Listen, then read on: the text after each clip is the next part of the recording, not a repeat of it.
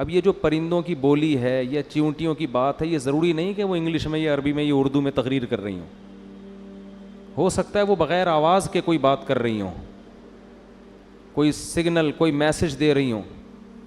آپ آج بھی دیکھیں پرندے اڑتے ہیں ایسے لائن بنا کے، قطار بنا کے چلتے ہیں، اور ان کا آپس میں رابطہ ہوتا ہے. امریکہ میں ایک جنگل ہے جہاں سے تتلیاں ہزاروں کلومیٹر ہجرت کر کے دور جاتی ہیں. وہ حیران ہوتے ہیں کہ یہ اتنے کلومیٹر دور موسم کی تبدیلی میں وہاں، پھر وہاں سے پوری فوج یہاں آتی ہے. ان کا آپس میں رابطہ ہوتا ہے. بلکہ اب تو یہاں تک دریافت ہو گیا ہے کہ بعض جانور سمندر کے ایک کنارے پہ انڈے دے کے دوسرے کنارے پہ پہنچتے ہیں. ان جانوروں کا ان انڈوں سے جب بچے نکلتے ہیں نا، ان سے ان کا رابطہ ہوتا ہے. ہمارے ایک رشتہ دار وہ اس میں ہیں مرچنٹ نیوی میں، تو انہوں نے کہا کہ ایک دفعہ ہمارے جہاز پہ کچھ سائنسدان آئے. وہ سائنسدانوں نے سمندر کے کچھ جانور تھے جن کے اوپر کوئی آلات نصب کیے. پوچھا گیا بھائی یہ کیا کر رہے ہو؟ انہوں نے کہا کہ ہم اس پہ حیران ہیں کہ یہ جو سمندری مخلوق ہے یہ سمندر کے ایک کنارے پہ انڈے دیتے ہیں، لیکن ان انڈوں اور ان سے جب بچے نکلتے ہیں تو ان کی ماؤں کا ان سے رابطہ رہتا ہے. تو یہ کون سی ریز ہیں جو ان کی کھوپڑی سے نکل کے ان کی کھوپڑی میں ٹرانسفر ہو رہی ہیں، یہ کیسے پہنچتے ہیں؟ اس کی سیٹنگ ہو رہی ہے، اس کو ٹریس کرنے کی کوشش کر رہے ہیں.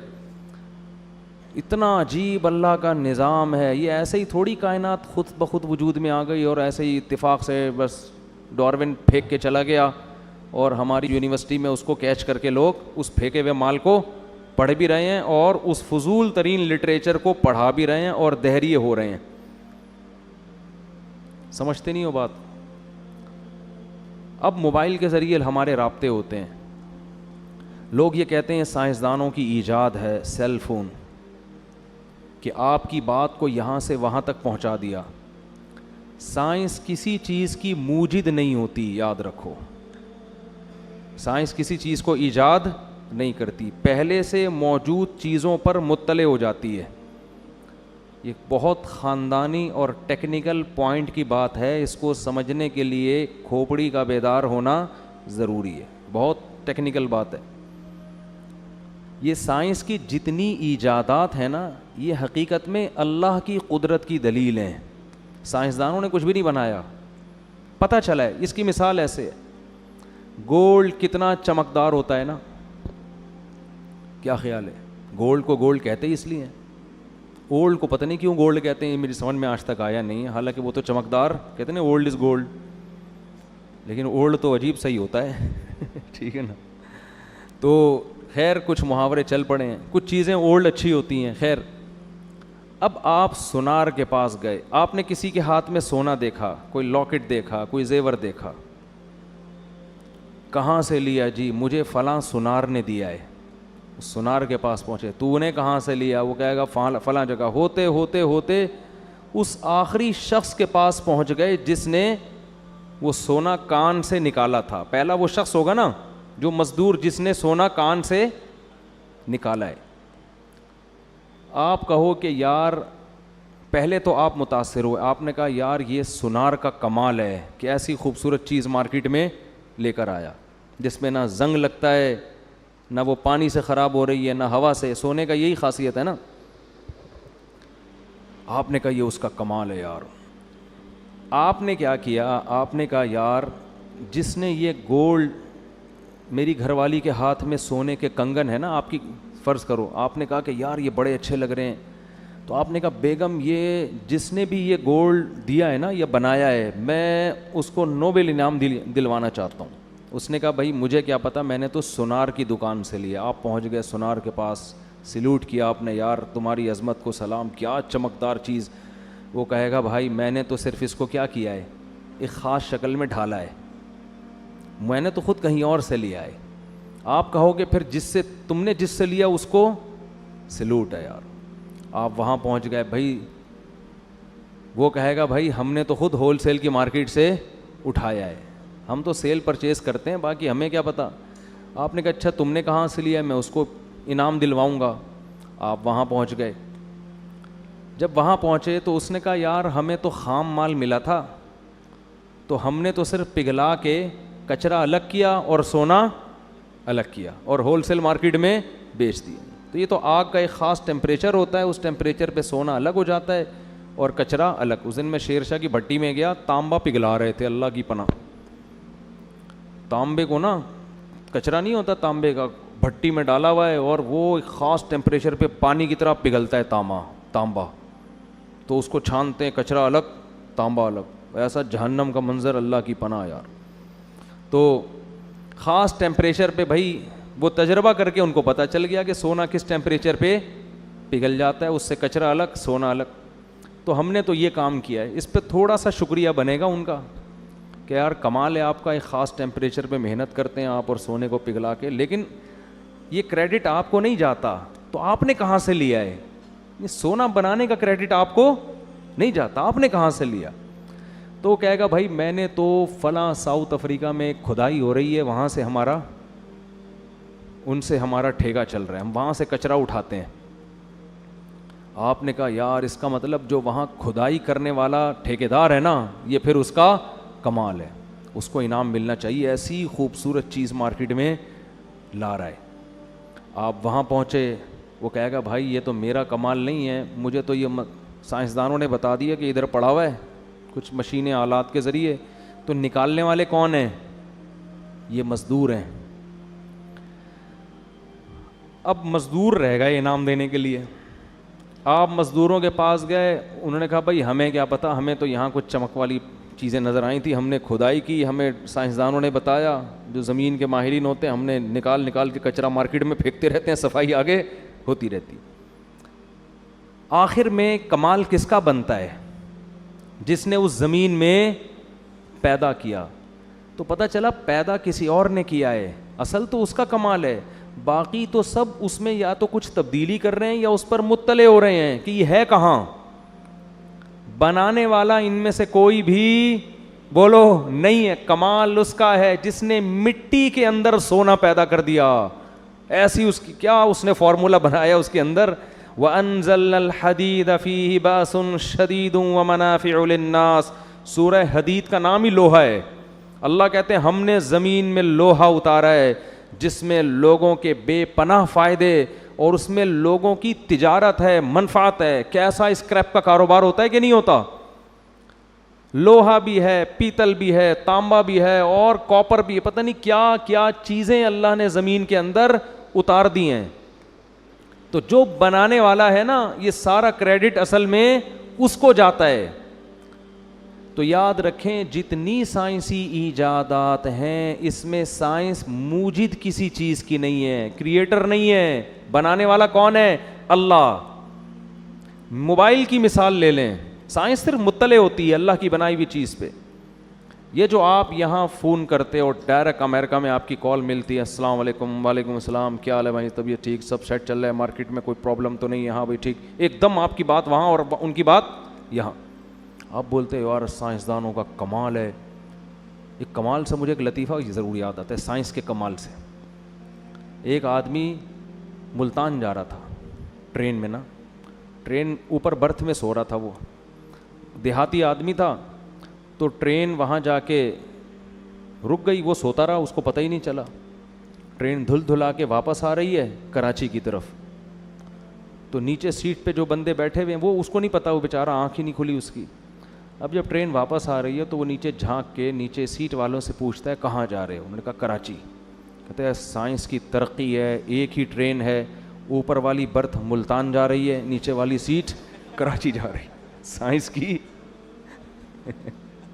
ترقی ہے. یہ دن بھی ہمیں اپنی زندگی میں دیکھنا نصیب ہو. ایک ہی ٹرین میں اوپر والی برتھ ملتان, نیچے والی سیٹ کراچی.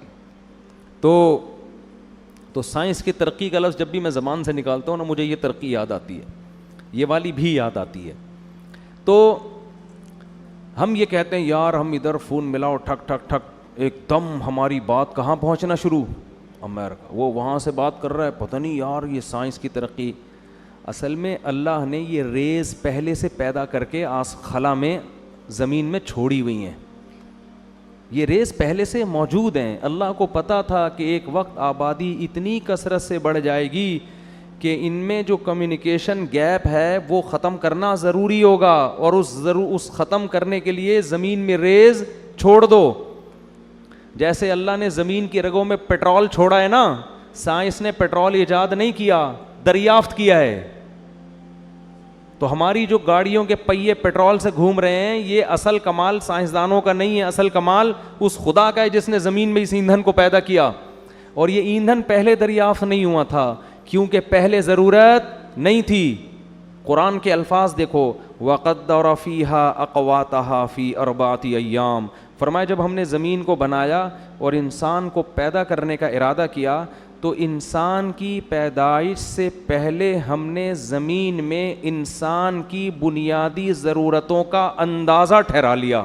ایک ایک لفظ بڑا قیمتی ہے اس آیت میں. کیا عجیب. قوت کہتے ہیں جو آپ کی زندگی کے بیسک لوازمات ہوتے ہیں, اس کو عربی میں کیا کہتے ہیں؟ بنیادی خوراک یا بنیادی لوازمات, اس کو کیا کہتے ہیں؟ قوت. اس کی جمع آتی ہے اقوات.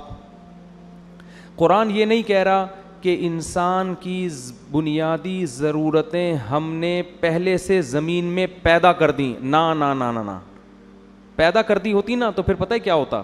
آدم علیہ السلام جب دنیا میں آتے تو جتنی بنیادی ضرورت کی چیزیں ساری اللہ نکال کے ان کے سامنے رکھ دیتا. یہ گیس ہے بھائی, یہ پیٹرول ہے, یہ فلانا ہے, یہ موبائل فون ہے, یہ فلانا, سب چیزیں. فرمایا نہیں, قدرا, اندازہ ٹھہرایا, مینجمنٹ ہوئی ہے.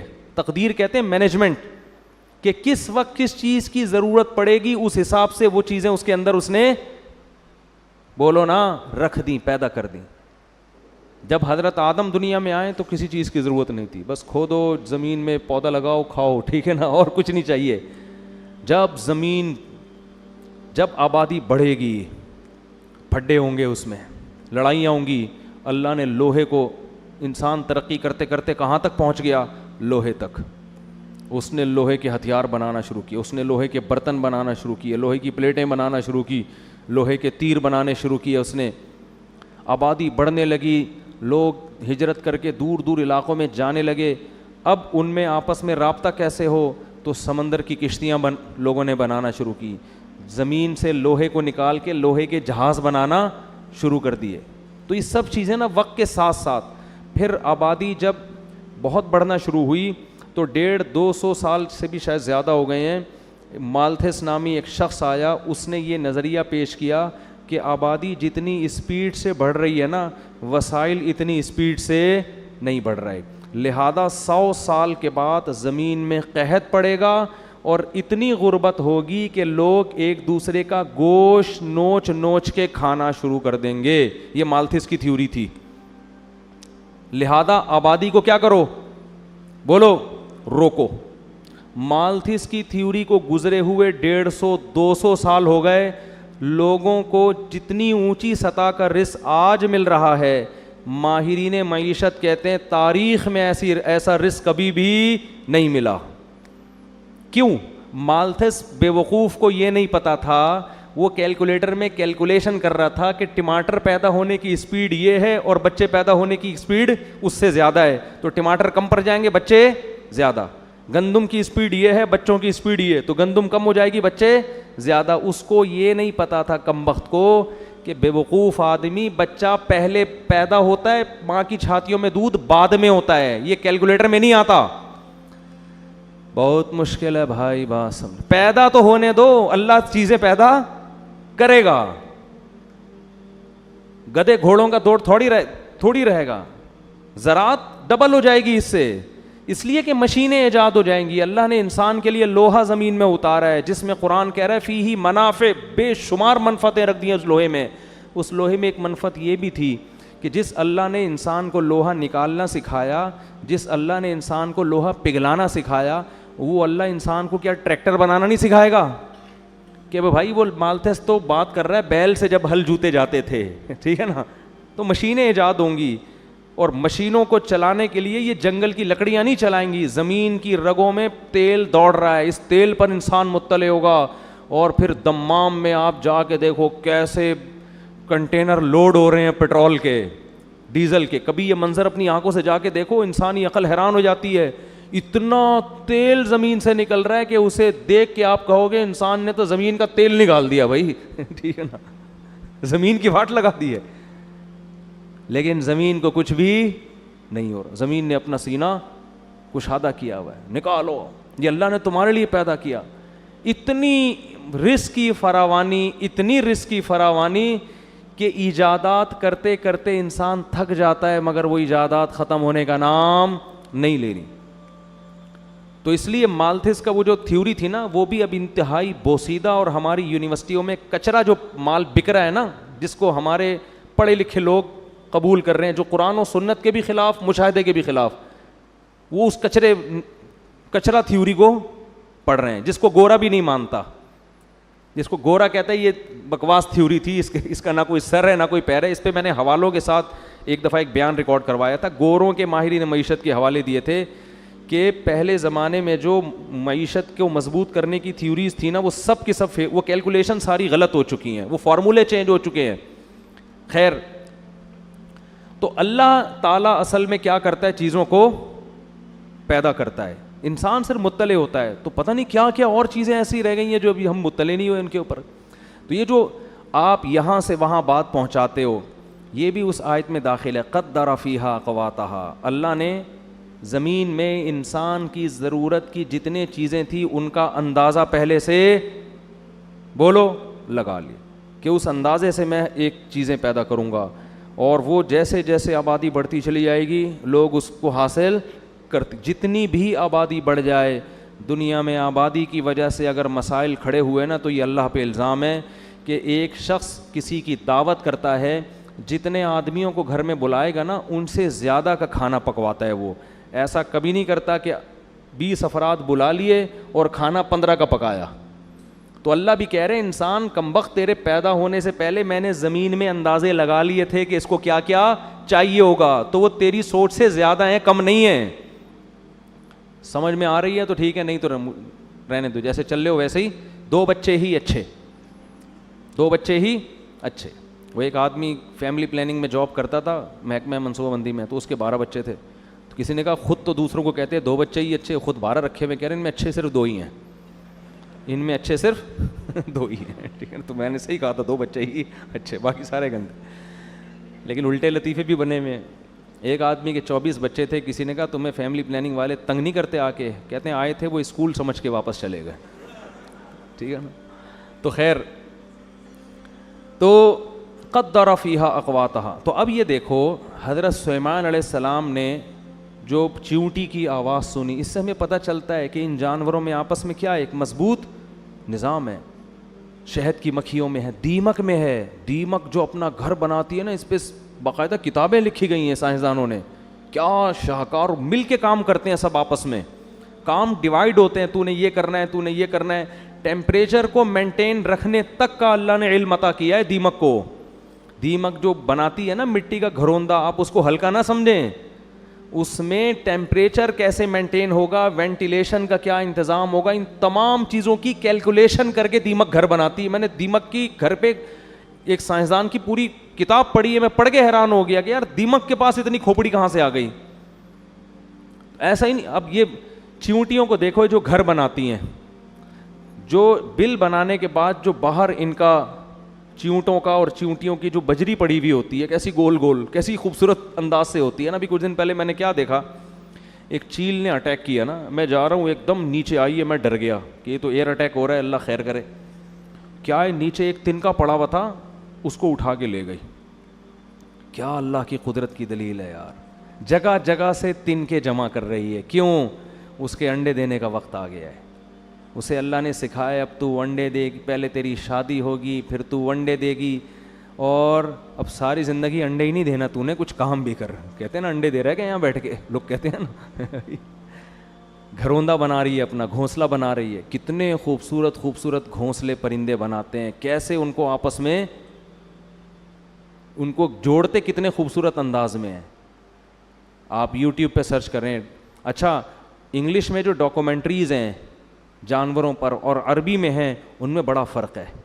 گورا جب ڈاکومنٹری بناتا ہے تو بس جانور کے بارے میں رپورٹ پیش کرتا ہے, کہ دیکھو یہ کیسے بنا رہا ہے, کیا خوبصورت, اور یہ کیا نظام, اور کیسے اپنے بچوں کی حفاظت کر رہا ہے, بس اس میں اللہ کا کوئی تصور نہیں ہوتا.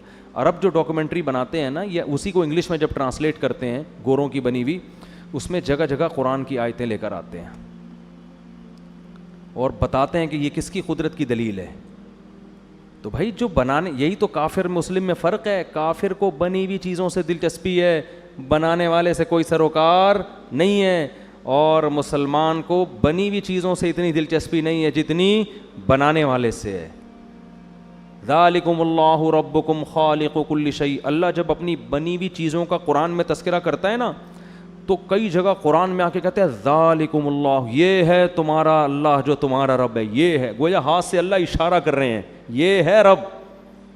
خالق کل شیء, جس نے ہر چیز کو بنایا. افمن یخلق کمن لا یخلق, بھلا جو بنانے والا ہے اس کا وہ درجہ ہو سکتا ہے جو نہیں بنانے والا ہے؟ بھائی بنی ہوئی چیزوں اور بنانے والوں کا کوئی فرق نہیں تمہاری نظر میں, ایک ہی جیسا مقام ہے. نہ نہ نہ, جو بنانے والا ہے وہ اصل ہے, بنی ہوئی چیزیں تو اس کی محتاج ہیں.